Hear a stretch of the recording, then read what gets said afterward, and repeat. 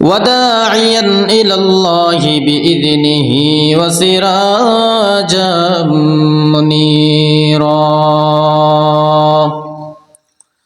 أما بعد فأعوذ بالله من الشيطان الرجيم.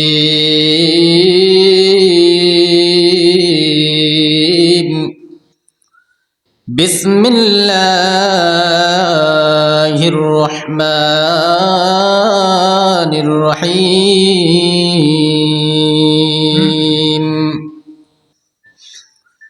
يا أيها الذين آمنوا اتقوا الله حق تقاته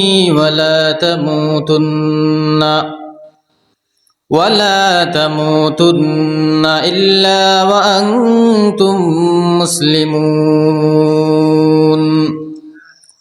وقال رسول الله صلى الله تعالى عليه وسلم: أخلص دينك يكفيك العمل القليل، أو كما قال النبي عليه الصلاة والسلام. صدق الله المولانا العظيم، وصدق رسوله النبي الأمي الكريم، ونحن على ذلك من الشاهدين والذاكرين والشاكرين، والحمد لله رب العالمين.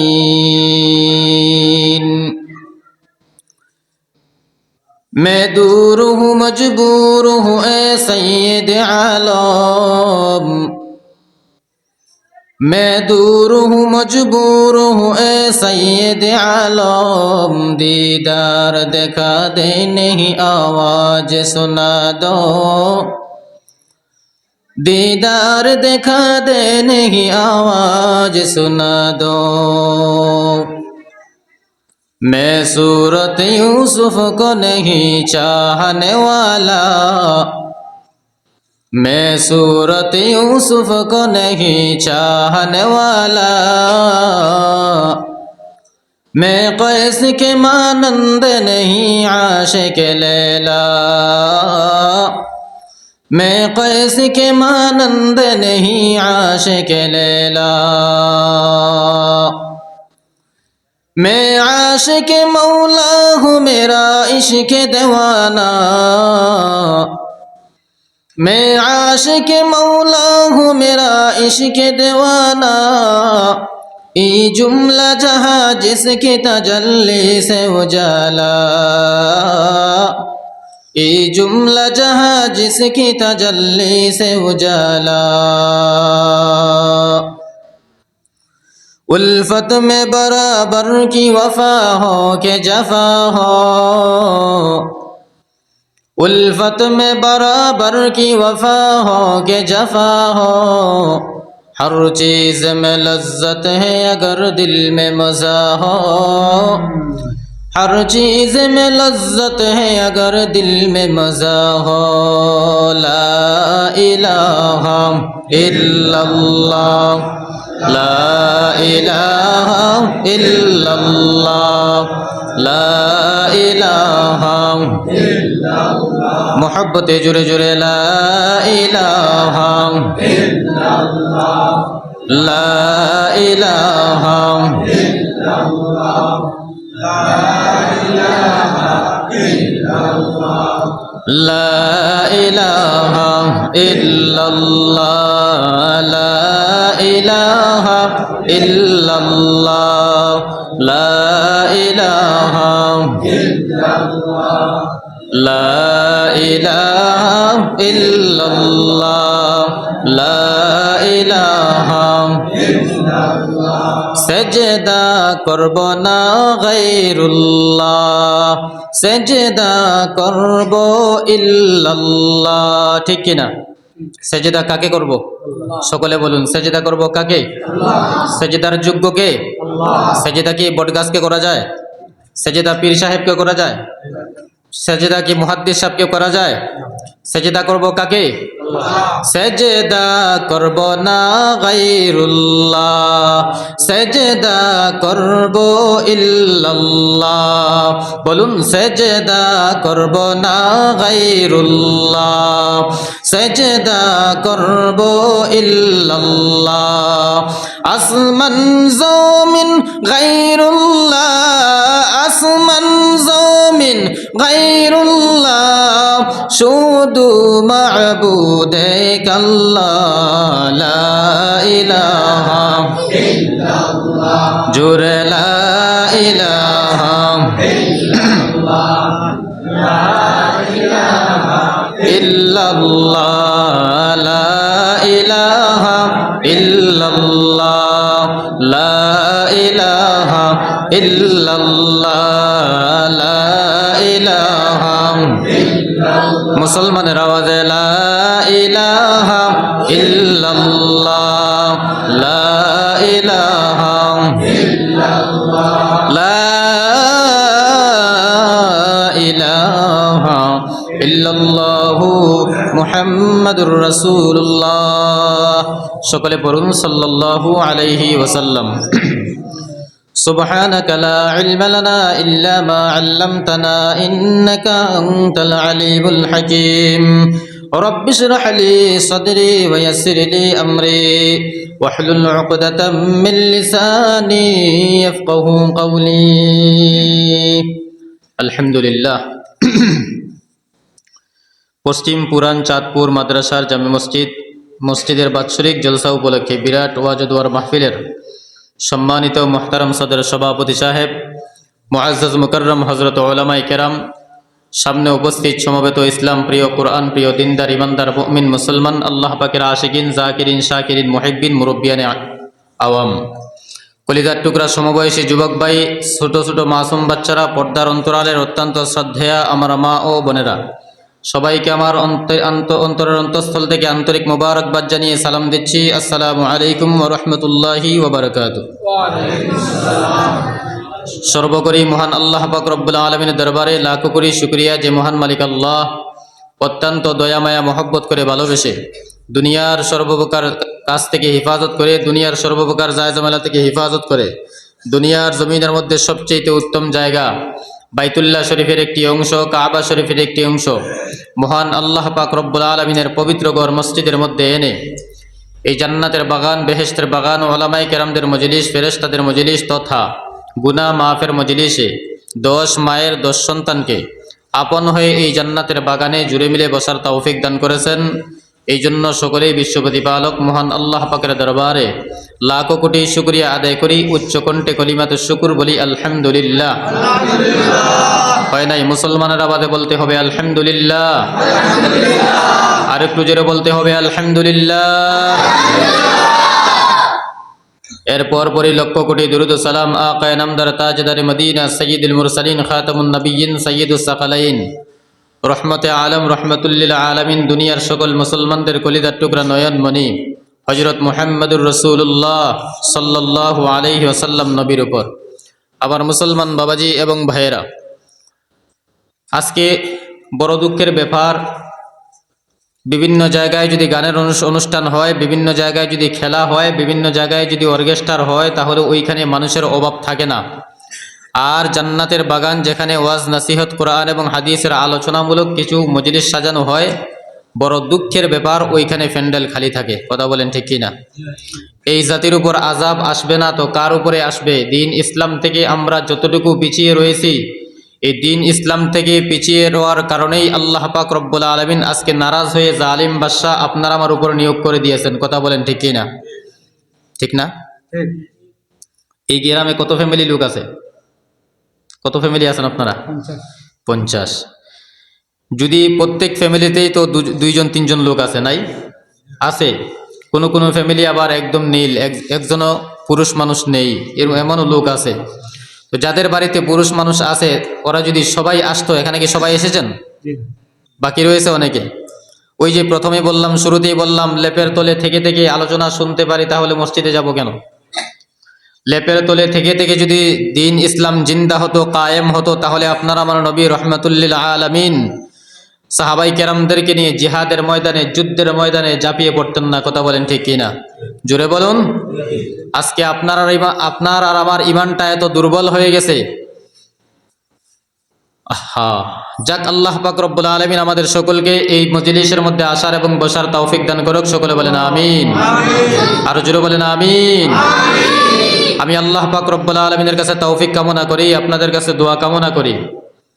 সংক্ষিপ্ত সময়ের মধ্যে যেন আল্লাহ পাক রব্বুল আলামিন তিলাওয়াতকৃত আয়াত এবং হাদিসকে সামনে রেখে ইখলাসের সাথে আমলের নিয়তে কিছু গুরুত্বপূর্ণ কথা বলার তৌফিক যেন আল্লাহ আমাকে দান করেন, আপনাদেরকেও যেন ইখলাসের সাথে কথাগুলি শ্রবণ করার তৌফিক দান করেন। সকলে বলেন আমিন। মুসলমান বাবাজি এবং ভাইয়েরা, আজকের এমন একটা সময়, বিশ্ব উম্মতদের কাছে এমন একটা সময় এসেছে, যে সময়ে আর ঘরে শুয়ে থাকার সময় নয়। এই সময় হলো প্রতিবাদ করার সময়। কিসের সময়? প্রতিবাদ করার সময়। আজকে আপনি গোটা পৃথিবীতে তাকিয়ে দেখেন, গোটা পৃথিবীর মানচিত্রে তাকিয়ে দেখেন, সমস্ত জায়গায় মুসলমানরা নির্যাতিত, নিপীড়িত। কথা বলেন ঠিক কিনা? অথচ দুনিয়ার জমিনের মধ্যে মুসলমানের সংখ্যা সবচেয়ে বেশি না কম? সকলকে বলতে হবে, বেশি না কম? আগের জমানার মুসলমান থেকে বর্তমান জমানায় মুসলমানের সংখ্যা কম না বেশি? মুসলমানের কামান বিমানের সংখ্যা কম না বেশি? মুসলমানের দ্বন্দ্ব কম না বেশি? মুসলমানের পাওয়ার কম না বেশি? তারপরেও কেন মুসলমান ইহুদি খ্রিস্টানদের কাছে লাঞ্ছিত, বঞ্চিত, অপদস্থিত, নির্যাতিত, নিপীড়িত সবচেয়ে বেশি? কথা বলেন ঠিক কিনা? কেন? একমাত্র ঈমান দুর্বল হওয়ার কারণে। কথা বলেন ঠিক কিনা? আপনার আমার ঈমান আছে, কিন্তু কেমন ঈমান? যেই ঈমানে আমাদেরকে মসজিদের আযান শোনার পরে দোকান থেকে ধাক্কাইয়া ধাক্কাইয়া আমাদেরকে মসজিদ পর্যন্ত আনতে পারে না। আপনার আর আমার ঈমান এমন আছে, যেই ঈমান আমাদেরকে ফজরের সময় মুয়াজ্জিন যখন মসজিদের মধ্যে আযান দেয়, আসসালাতু খায়রুম মিনান নাওম, দেয় না? না, আপনাদের মসজিদের মুয়াজ্জিন অন্য কিছু বলে? কি বলেন? আপনাদের মসজিদের মুয়াজ্জিন কি এটাই বলে, নাকি অন্য কিছু বলে? মুয়াজ্জিন কি বলে? ঘুমের থেকে নামাজ ভালো। কিন্তু আমরা কি বলি? ঘুমের থেকে কম্বল ভালো, ঘুমের থেকে লেপ ভালো। ঠিক নেই? ঘুমের থেকে কি ভালো? কম্বল ভালো, লেপ ভালো। মুয়াজ্জিন বলে হাইয়া আলাস সালাহ, হাইয়া আলাল ফালাহ, আসো তোমাদের কামিয়াবির দিকে, আসো তোমাদের কল্যাণের দিকে। কিন্তু আমরা এমন মুসলমান, আমরা বলি না না, এখন কিন্তু মসজিদে যাওয়ার সময় আমাদের হয় নাই, আমরা এখনো বুড়া হই নাই, আমাদের এখনো দাড়ি উঠে নাই, আমরা এখনো বিবাহ করি নাই। হুজুর, আমরা আস্তে আস্তে একটু বড় হয়ে নেই, একটু মুরব্বী হয়ে নেই, একটু দাড়ি উঠে নেক, একটু বয়স হয়ে যাক, তারপরে আমরা মসজিদের রাস্তা চিনবো, তারপরে আমরা মসজিদের মধ্যে যাব। আমি বলি, ও যুবক ভাই, ভালো করে চিন্তা করে দেখো, কেন ত্রিপুরা থেকে এখানে আজেবাজে কথা বলার জন্য আসি নাই বাবা। আপনাদেরকে নিয়ে গল্প করার জন্য আমি আসি নাই, গল্প করার সময় আমার কাছে নাই।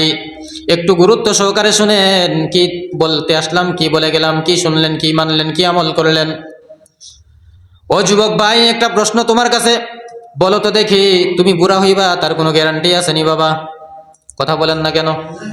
আপনি বুড়া হয়ে বৃদ্ধ হবেন তার কোনো গ্যারান্টি নাই। আপনি বড় হয়ে সুন্দরী রূপসী একটা কন্যা বিবাহ করবেন তার কোনো গ্যারান্টি আসেনি? আছে? আমি এখান থেকে সহি সালামতে উঠে বাড়িতে যেতে পারবো তার কোনো গ্যারান্টি নেই। কথা বলেন ঠিক কিনা? এক সেকেন্ডের কোনো বিশ্বাস নাই রে মুমিন। এই জন্য সময় থাকতে চিন্তা করো, সময় থাকলে কিন্তু আফসোস করবা, কিন্তু কোনো লাভ হবে না। ঠিক না? সময় থাকতে ফিকির করো, সময় যখন চলে যাবে তখন আফসোস করলো কাজ হবে না, কান্নাকাটি করলো কোনো লাভ হবে না। আমার মুসলমান বাবাজিরা, ভাইয়েরা, ও মদিনার পয়গম্বর নবীর উম্মতের দল, একটু ভালো করে লক্ষ্য করে শুনে নেন। আমার আল্লাহ পাক রব্বুল আলামিন সমস্ত মানুষদেরকে ডাক দিলেন, সমস্ত ইমানদারদেরকে ডাক দিলেন, মুসলমানদেরকে আল্লাহ পাক রব্বুল আলামিন ডাক দিলেন, ইয়া আইয়ুহাল্লাযীনা আমানু। আল্লাহ পাক রব্বুল আলামিন আপনাকে আমাকে ইমানদার বলে ডাক দিয়েছেন। অন্যান্যদেরকে আল্লাহ পাক রব্বুল আলামিন মাসাকিন বলে ডাকলেন, মিসকিন বলে ডাকলেন। কিন্তু আমার আল্লাহ পাক রব্বুল আলামিন আপনাকে আমাকে ইমানদার বলে ডাক দিয়েছেন। জুড়ে বলেন সুবহানাল্লাহ। আল্লাহ অন্যদেরকে কি বলে ডাক দিয়েছেন? মাসাকিন বলে ডাক দিয়েছেন। কিন্তু আল্লাহ পাক রব্বুল আলামিন আপনাকে আমাকে মহব্বত করে, মায়া করে ইমানদার বলে ডাক দিয়েছেন। উদাহরণস্বরূপ বুঝে নেই বাবা, যেমন ভাবে আমাদের ছোট ছোট মাসুম বাচ্চাদেরকে আমরা মায়া করে মহব্বত করে মাঝে মাঝে আব্বু আম্মু বলে ডাক দেই, কথা বলেন ঠিক কিনা? ডাকি না? মাঝে মাঝে আমাদের ছোট ছোট মাসুম বাচ্চাদেরকে আব্বু আম্মু বলে ডাক দেই কেন? মহব্বত বেশি প্রকাশ পাওয়ার জন্য। আমার আরশে আজিমের মালিক আল্লাহ বান্দাদেরকে মহব্বত করে ডাক দিতেছেন, মহব্বত বেশি প্রকাশ পাওয়ার জন্য ইমানদার বলে ডাক দিয়েছেন। আল্লাহ পাক রব্বুল আলামিন অন্যদেরকে মিসকিন বলে ডাকলেন, মাসাকিন বলে ডাকলেন, কিন্তু আপনাকে আমাকে আল্লাহ পাক ইমানদার বলে ডাক দিয়েছেন। এক জায়গায় দুই জায়গায় নয়, পবিত্র কালামে মাজিদের 88 জায়গায় আল্লাহ পাক রব্বুল আলামিন মুসলমানদেরকে ইমানদার বলে ডাক দিয়েছেন। বলেন সুবহানাল্লাহ। ইমানদার বলে ডাক দিয়ে কি বলতেছেন? ইত্তাকুল্লাহ। ইমানদার বলে ডাক দিয়ে কি বলতেছেন? ইত্তাকুল্লাহ। আমি আল্লাহ পাক রব্বুল আলামিনকে ভয় করো। কাকে ভয় করব? কথা বলুন, আমার সঙ্গে একটু হা না বলতে হবে। রাজি আছেন তো ইনশাআল্লাহ? কথা বুঝতে আপনাদের অসুবিধা হয়? মুসলমান বাবাজিরা ভাইয়েরা, আল্লাহ পাক ইমানদার বলে ডাক দিয়ে বলতেছেন ইত্তাকুল্লাহ। আমি আল্লাহ পাক রব্বুল আলামিনকে ভয় করো। কাকে ভয় করব? কাকে ভয় করব? দুনিয়ার কোনো এমপিকে নয়, দুনিয়ার কোনো মন্ত্রীকে নয়, দুনিয়ার কোনো মুখ্যমন্ত্রীকে নয়, দুনিয়ার কোনো চেয়ারম্যানকে নয়, দুনিয়ার কোনো প্রধানমন্ত্রীকে নয়, দুনিয়ার কোনো মানুষকে ভয় করার জন্য আল্লাহ পাক বলে না। আল্লাহ পাক রব্বুল আলামিন, আল্লাহ পাক রব্বুল আলামিনকে ভয় করার কথা বলেছেন। কেমন ভাবে ভয় করবা জানো নি? হাক্কা তুকাতিহি, ভয় করার মতো ভয় করো। আজকে আমরা জবান দিয়ে বলি আল্লাহকে ভয় করি, কিন্তু অন্তর দিয়ে আমরা আল্লাহকে ভয় করি না। কারণ অন্তরের মধ্যে যদি আল্লাহ পাক রব্বুল আলামিনের ভয় থাকতো, ওই মুসলমান দুনিয়ায় যাররা পরিমাণ কোনো গুনাহের কাজে লিপ্ত হতে পারতো না। ঠিক নেই? আল্লাহ পাকের ভয় যদি আপনার আমার অন্তরের ভিতরে থাকতো, তাহলে আমরা যাররা পরিমাণ কোনোদিন, যাররা পরিমাণ ছোট্ট একটা গুনাহের কাজে লিপ্ত হতে পারতাম না। কারণ গুনাহ করার সময় দুনিয়ার কোনো মানুষ দেখে না, দুনিয়ার কোনো মাখলুকাত দেখে না। কে দেখতেছেন? জোরে বলেন, কে দেখতেছেন? আমার আল্লাহ তো আলিমুল গায়ব। আমার আল্লাহ পাক রব্বুল আলামিন তো সব জায়গার মধ্যে আছেন। আমার আল্লাহ পাক রব্বুল আলামিনের কুদরতি নজরে ফাঁকি দেওয়া কারো পক্ষে সম্ভব নয়। ও দুনিয়ার ইমানদার বাবাজিরা ভাইয়েরা, তুমি জঙ্গলের মধ্যে গিয়া, গভীর জঙ্গলের মধ্যে গিয়া গুনাহ করো, দুনিয়ার কোনো মাখলুকাত দেখবে না, দুনিয়ার কোনো পশু পাখি দেখবে না, কিন্তু আমার আল্লাহ পাক রব্বুল আলামিনের কুদরতি নজরে ফাঁকি দেওয়া সম্ভব না। তুমি যদি পানির নিচে ডুব দিয়ে যদি গুনাহ করো, দুনিয়ার কোনো মাখলুকাত দেখবে না, কিন্তু আমার আল্লাহ পাক রব্বুল আলামিন দেখতেছেন। আপনি যদি ঘরের মধ্যে দরওয়াজা বন্ধ করে যদি গুনাহ করেন, ঘরের মা বাবা দেখে না, ছেলে সন্তান দেখে না, দুনিয়ার কোনো মানুষ দেখে না, কিন্তু আমার আল্লাহ পাক রব্বুল আলামিনের কুদরতি নজরে ফাঁকি দেওয়া সম্ভব না। ঠিক কি না? মুসলমান বাবাজিরা ভাইয়েরা, এই জন্য যেই মুসলমানের ভিতরে, যেই মুসলমানের অন্তরের ভিতরে যারা পরিমাণ ভয় থাকবে, না না না আমি গুনাহ করতে পারবো না, দুনিয়ার মানুষ দেখে না, আল্লাহ পাক রব্বুল আলামিন দেখতেছেন। কিয়ামতের কঠিন মুসিবতের ময়দানে আল্লাহ পাক রব্বুল আলামিনের আদালতে যখন আমাকে মুজরিম বলে যখন ডাক দিবেন, লক্ষ লক্ষ কোটি কোটি মানুষের সামনে আল্লাহ পাক রব্বুল আলামিন যখন আমাকে মুজরিম বলে ডাক দিবেন, তখন কিন্তু আমি পলায়ন করে জাহান্নামের আযাব থেকে বাঁচতে পারবো না। এই জন্য না না না, আমি দুনিয়ার জমিনে শয়তানের দুকার মধ্যে পড়ে গুনাহ করতে চাই না। দুনিয়ার কোনো মানুষ দেখে না, কিন্তু আল্লাহ পাক রব্বুল আলামিন দেখতেছেন। এই জন্য না না আমি গুনাহ করতে পারবো না। কিন্তু আজকে এরকম ভয় আমাদের ভিতরে নাই। আজকে মুসলমান বাবাজিরা ভাইয়েরা, আমরা মন গড়া ইচ্ছা মধ্যে চলাফেরা করতেছি দুনিয়ার জমিনের মধ্যে। আজকে আমাদের মন চায় গান শুনতে, গানের মধ্যে হিন্দি গানের তার লাগাই আমরা গান শুনতেছি। আজকে আমাদের মন চায় শরাব পান করতে, আমরা শরাব পান করতেছি। আজকে মন চায় আল্লাহ পাক রব্বুল আলামিনের জবানটা দিয়ে মিথ্যা কথা বলতে, মিথ্যা কথা বলতেছি। অথচ আল্লাহ পাক রব্বুল আলামিন বলেন ওয়াইলু ইয়াউমাইযিল লিল মুকাজ্জিবিন, ওয়াইলু ইয়াউমাইযিল লিল মুকাজ্জিবিন, ওয়াইলু ইয়াউমাইযিল লিল মুকাজ্জিবিন। মিথ্যাবাদীদের জন্য জাহান্নাম, মিথ্যাবাদীর জন্য ওয়াইল নামক জাহান্নাম, মিথ্যাবাদীর জন্য ওয়াইল নামক জাহান্নাম। কার জন্য? মিথ্যাবাদীর জন্য। কার জন্য? মিথ্যাবাদীর জন্য। যেই ব্যক্তি আল্লাহর দেওয়া জবানটা দিয়া আল্লাহর জিকরুল্লাহ আদায় করে না, আল্লাহর গুণগান করে না, আল্লাহর তসবিহাত আদায় করে না, আল্লাহর ইবাদত করে না, আল্লাহর দেওয়া জবানটা দিয়া শরাব পান করে, হারাম পান করে, মিথ্যা কথা বলে, আল্লাহ পাক রব্বুল আলামিন বলেন ওই মিথ্যাবাদীদের জন্য ওয়াইল নামক জাহান্নাম। আর ওয়াইল হলো জাহান্নামের নিকৃষ্টতম, চূড়ান্ত নিকৃষ্টতম একটা জায়গার নাম। আমরা কি কেউ চাই ওয়াইল নামক জাহান্নামে যেতে? তাহলে মিথ্যা কথা বলি কেন? মিথ্যা কথা বলনেওয়ালা আমাদের সমাজে লোক নাই? কথা বলেন না কেন? আছে না নাই? অভাব নেই, ঠিক কি না? অথচ মিথ্যা কথা বলা মহাপাপ। যদিও নবীজির হাদিস আছে, কিন্তু মিথ্যা কথা বলা যে মহাপাপ এটা নবীজির হাদিস পর্যন্ত যেতে হয় না। বিবেক নামক বুদ্ধি বুঝে ফেলে যে এটা খারাপ কাজ, ঠিক কি না? মিথ্যা খারাপ কাজ এটা বোঝার জন্য দলিল পর্যন্ত যেতে হয় না, বরং এটা নিজের জ্ঞান বুঝে ফেলে যে এটা অন্যায় কাজ। আবার মুসলমান বাবাজিরা ভাইয়েরা, আল্লাহ পাক রব্বুল আলামিন বলেন, যে বান্দারা মিথ্যা কথা দুনিয়ার জমিনের মধ্যে মিথ্যা কথা বলবে, কিয়ামতের কঠিন মুসিবতের ময়দানে আল্লাহ পাক রব্বুল আলামিন ওই বান্দাটাকে ওয়াইল নামক জাহান্নামের মধ্যে নিক্ষেপ করবে। জোরে বলেন নাউযু বিল্লাহ। মুসলমান বাবাজিরা ভাইয়েরা, একজন চোর, সে মিথ্যা কথা বলতো, চুরি করত, তার কাজ হলো চুরি করা। কি করা? চুরি করা। সে দুনিয়ার সমস্ত অন্যায় পাপাচার কাজ করে। একদিন রহমতুল্লিল আলামিনের দরবারে গিয়ে বলতেছেন, নবী আপনি আমাকে এমন একটা উপদেশ দেন আর এমন একটা নসিহত করুন যেন আমি আস্তে আস্তে একটা একটা করে সব অন্যায় কাজ ছাড়তে পারি। তবে সবগুলা ছাড়ার কথা একদিনে বলবেন না, একদিনে সব ছাড়তে পারবো না। আজকে একটা রোগের ওষুধ দেন, আজকে একটা ছাড়বো, আগামীকালকে আরেকটা এসে আগামীকালকে আরেকটা রোগের ওষুধ নিব।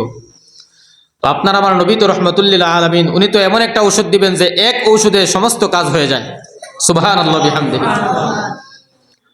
এবার আপনার আমার নবী রহমতুল্লিল আলামিন, রহমতের কান্ডারি, উম্মতের ভান্ডারি নবী মুহাম্মদুর রাসূলুল্লাহ সাল্লাল্লাহু আলাইহি ওয়াসাল্লাম বলেন, ও আল্লাহর বান্দা, বলো বলো বলো তুমি কি অন্যায় পাপাচার কাজ করো?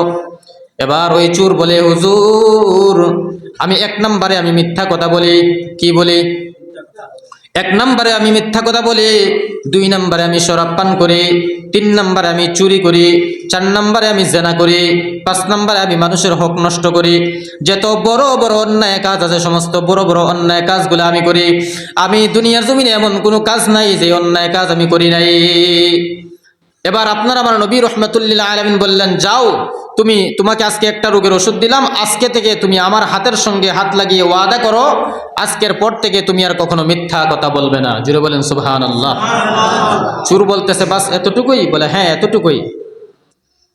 চোর মনে মনে বলতেছে, ভাবছিলাম নবীজি চুরি করা বন্ধ করে এই কথা বলবে, তো নবীজি যেহেতু আজকে চুরি করা বন্ধ করে এই কথা বলেনি, তাহলে আজকে চুরি হবে বড় বরকতের চুরি, চুরি হবে বড় বরকতের চুরি। আজকে নিজে জেনে শুনে ভালো ধনাঢ্য ব্যক্তির বাড়িতে যাব, বড় লোকের বাড়িতে যাব, ওইখানে গিয়ে আজকে চুরি করব। কারণ নবীজি তো জানে আমি চুরি করি, কিন্তু আমাকে তো চুরি করার জন্য নবীজি নিষেধ করেননি।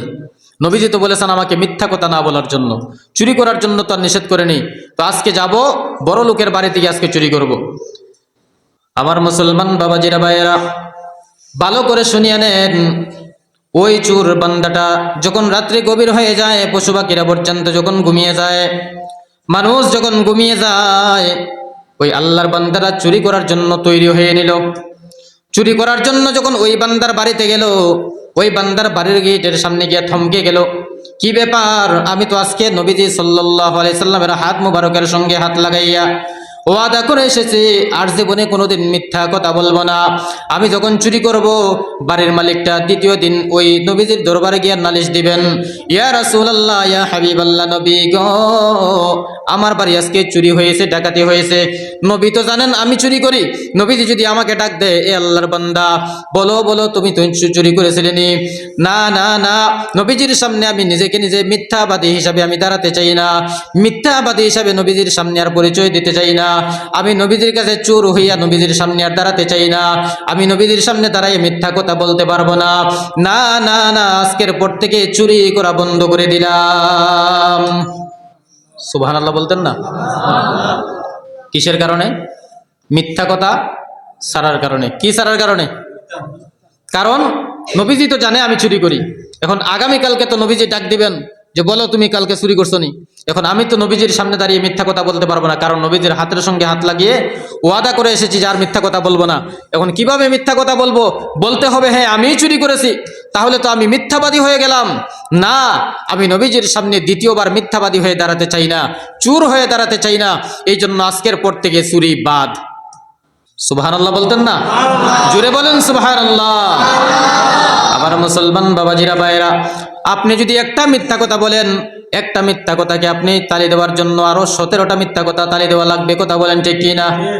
ওই দুনিয়ার মুসলমান বাবাজিরা ভাইরা, এই জন্য আজকে থেকে ওয়াদা করো, ও আল্লাহ, তোমার ঘর মসজিদের মধ্যে বসে ওয়াদা করলাম, আজকের পর থেকে তোমার দেওয়া জবানটা দিয়ে কখনো মিথ্যা কথা বলবো না, ইনশাআল্লাহ। মুসলমান বাবাজিরা ভাইরা, এই জন্য আল্লাহ পাক রব্বুল আলামিন বলেন, ও দুনিয়ার ইমানদার বান্দা বান্দিরা, যেই বান্দাটা আমি আল্লাহ পাক রব্বুল আলামিনকে ভয় করার মতো ভয় করবে, যেমন ভাবে ভয় করেছিলেন আবু বকর সিদ্দিক রাদিয়াল্লাহু তাআলা আনহু, যেমন ভাবে ভয় করেছিলেন হযরত ওমর ইবনুল খাত্তাব রাদিয়াল্লাহু তাআলা আনহু, যেমন ভাবে ভয় করেছিলেন হযরতে আসাদুল্লাহিল গালিব হযরতে আলী রাদিয়াল্লাহু তাআলা আনহু, যেমন ভাবে আল্লাহকে ভয় করেছিলেন হযরতে উসমান ইবনে আফফান রাদিয়াল্লাহু তাআলা আনহু, যেমন ভাবে আল্লাহকে ভয় করার মতো ভয় করেছিলেন হযরতে বেলাল রাদিয়াল্লাহু তাআলা আনহু, যেমন ভাবে আল্লাহকে ভয় করার মতো ভয় করেছিলেন হযরত ইমাম হুসাইন রাদিয়াল্লাহু তাআলা আনহুমা, যেমন ভাবে ভয় করেছিলেন দুনিয়ার জমিনে হুসাইন আহমদ মাদানী রাহমাতুল্লাহি আলাইহি, জোরে বলেন আল্লাহু আকবার।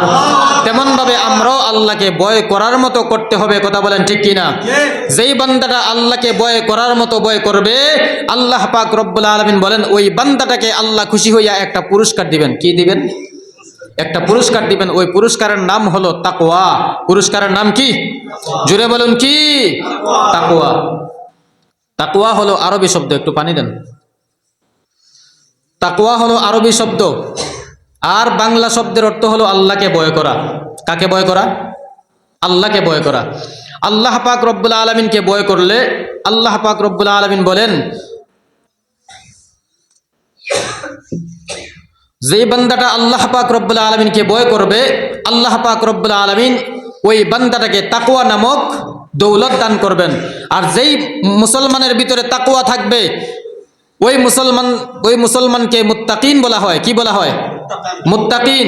আর মুত্তাকিনদের জন্য আল্লাহ পাক রব্বুল আলামিন কিয়ামতের কঠিন মুসিবতের ময়দানে পুরস্কার রেখেছেন দুইটা। কয়টা?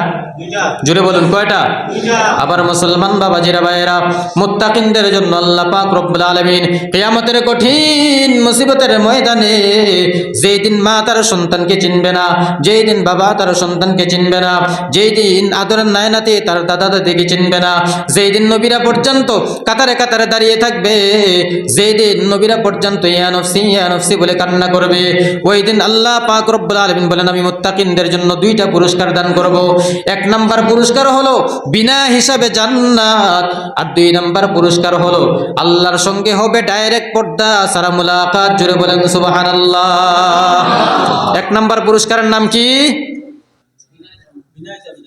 দেখছেন, আলোচনা শোনার গুরুত্ব নাই নাকি আপনারা আমার কথা বুঝেন না? কোনটা? না আমি আলোচনা করতে পারতেছি না? কোনটা?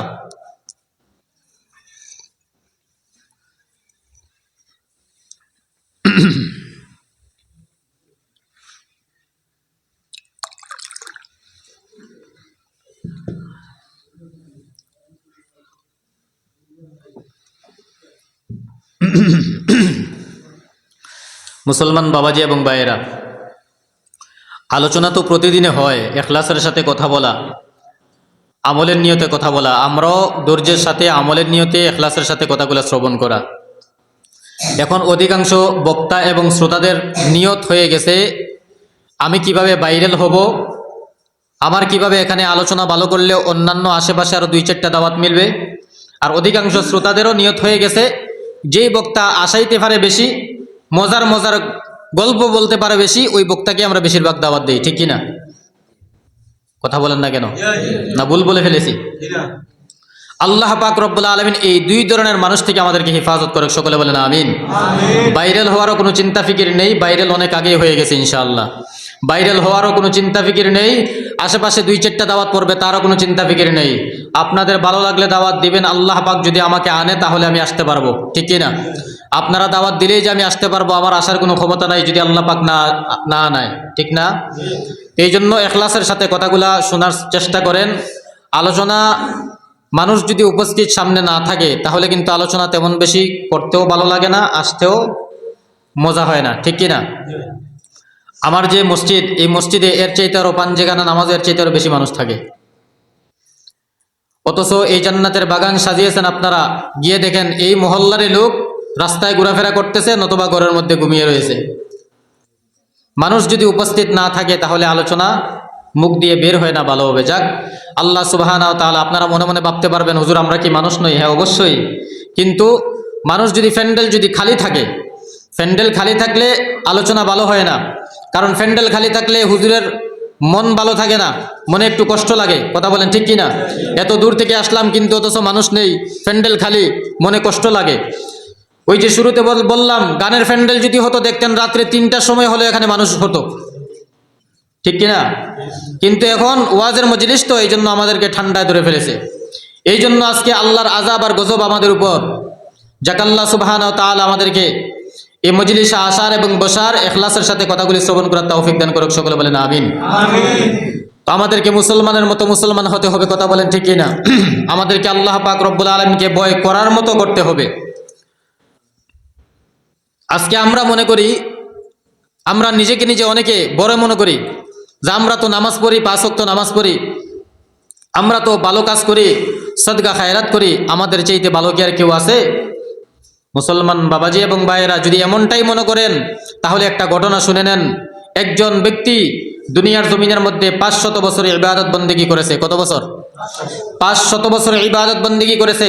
এই 500 বছর ইবাদত বন্দেগীর মধ্যে ছোট সগীরা একটা গুনাহ নেই। সুবহানাল্লাহ।